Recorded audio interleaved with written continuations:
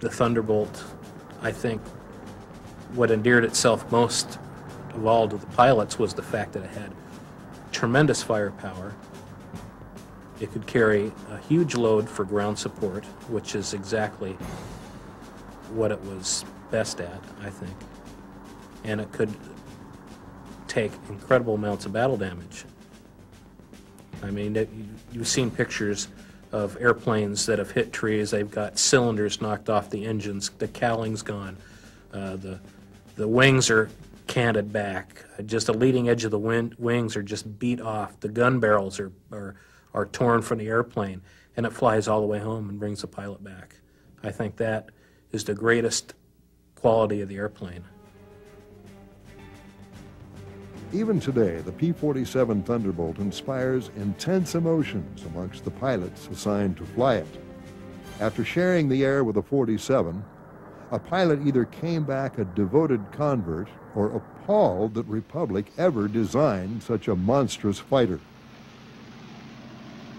When I took my training, I took it at Bradley Field in Connecticut, and there were P-40 pilots that were there, and they didn't fly with you, and all they did was check you out, and they weren't really too enthused with the P-47. So when I went overseas, I did not want to fly the P-47. I wanted to get out of the 38s or 51s. And when I got to this base, a P-47 came over there, and he went across that base. He pulled up and did one roll, and we just were in awe, you know. My God, that thing will fly. And I went from 1 inch tall to 10 foot tall. It was a great experience looking back on it, flying the 47. It was a very forgiving aircraft, and the work that we flew it, used it for, it was great. But, you know, it's like anything. A driver of a car, airplane drivers are the same way. You fall in love with something, and you don't want to trade. You don't want to get rid of the things. And, you know, we weren't smart enough to know that, well, it's probably going to save their life many more times than the 38 might, because it's not as vulnerable as an inline engine aircraft, whether it's a 40, 51, or 38, but it still was not my first love. Love or hate the P-47, everyone agreed on one thing.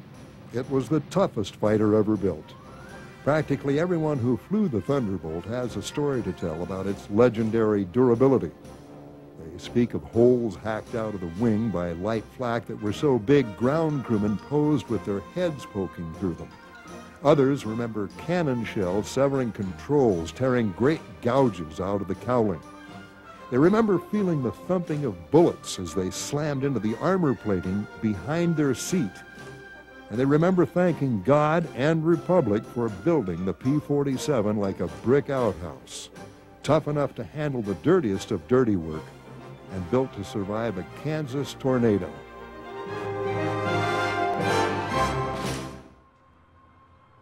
Hi, this is Turkey. Welcome to the YouTube channel. Hopefully you've been here, or you've come here to have a look at the review of the P-47. Recently patched, or War Thunder recently patched, which is an effect on the P-47. We don't want to give that away too soon. Hopefully you enjoyed the introduction video. I thought it was particularly appropriate for this plane, and I think War Thunder does an excellent job of replicating what some of the pilots talk about with the P-47. Surprisingly large plane. You don't really realize it with the models in the game, but it's a huge plane. Huge plane. What we're going to do today is we're going to take it out. We're going to do some tests in a homage to a YouTuber that I started watching when I first started playing War Thunder, or early when I started playing War Thunder, someone called Longshot. I have to talk about him in a past tense because he doesn't seem to produce videos much anymore, or at the very least he's on an extended sabbatical from producing videos, which is a shame because they're excellent. I'll put links in the section below. Now,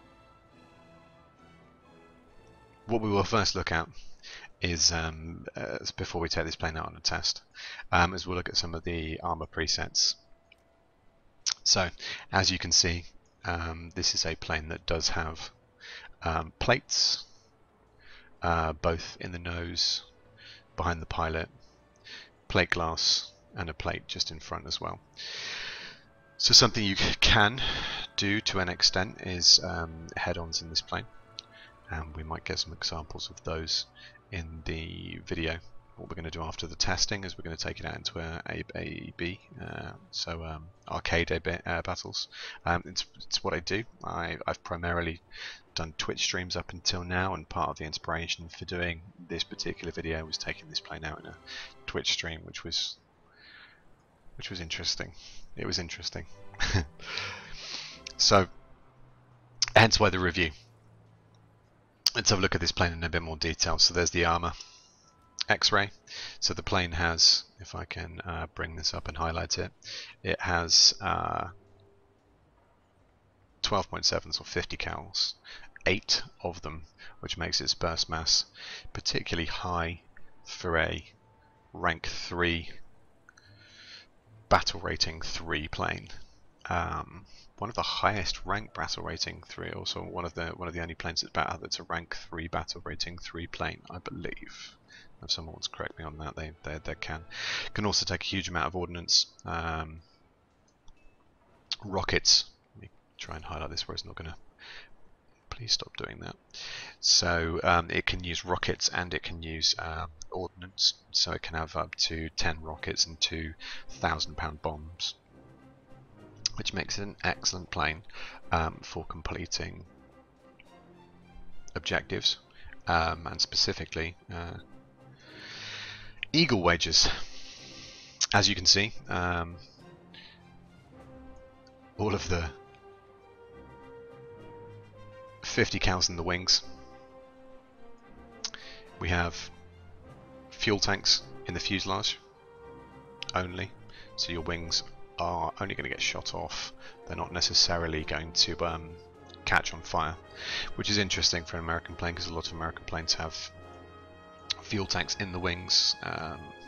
P-63s, for example, the King Cobras, and I believe the Aero Cobras, could be wrong there. Anyway, let's take this plane out for a quick test before we take it into some actual combat. I will see you in a moment. Average spawn height in arcade, somewhere in the region of about 2,300, 500, something like that.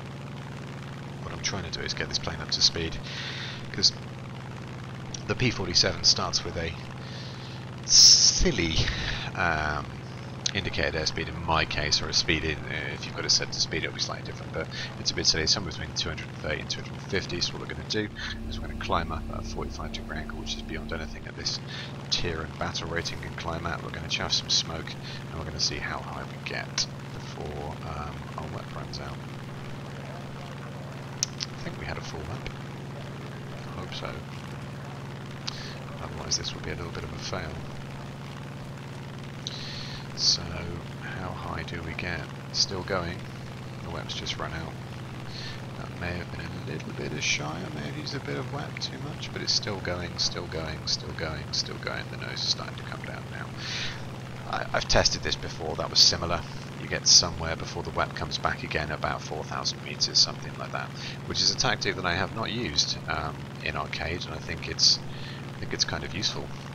Let's get back up to speed. And what we're going to do is we're going to turn the plane over and we're going to test its ability in a 90-degree turn, not using any rudder. So 300 is good, and we'll turn and see if it can catch its own smoke trail.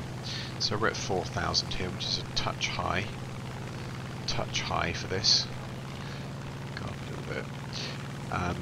Now, I kind of knew beforehand that this wasn't going to catch its own smoke trail. What did surprise me with the tests that I've done in this plane, trying to get my settings correct and so on, so that the video is not too choppy, is how well it retains its speed, which is surprising. Now it can even throw on flaps, and in my previous tests didn't seem to bother it too much. Now we are starting to drop a bit of speed now. Web comes back, and let's make sure we're not doing too much rudder. Don't want to drop altitude. And we do bleed speed, but not as much as I anticipated before doing this. nowhere near as much as I anticipated before doing this. Doesn't turn well, it's certainly not a turn fighter. We'll gain a little bit more speed, and then we're going to go up into a climbing spiral and see how it deals with that and turn flaps off. And we'll get into a climbing spiral. Now, the rudder on this plane isn't very good, as you can see. It's not particularly strong, although it does seem to deal with a climbing spiral better than I'd originally thought, although the climbing spiral is a very wide one, so this would not be a particularly effective tactic necessarily, depending on what you're flying against. It's certainly not a manoeuvre that I would necessarily suggest, although we are at quite a high altitude now. But there are planes that will do a climbing spiral at this altitude a lot better. We're going to flip over. We're going to go into a dive. Now we're at 5,000 more or less as we go into the dive. So we're going to dive down.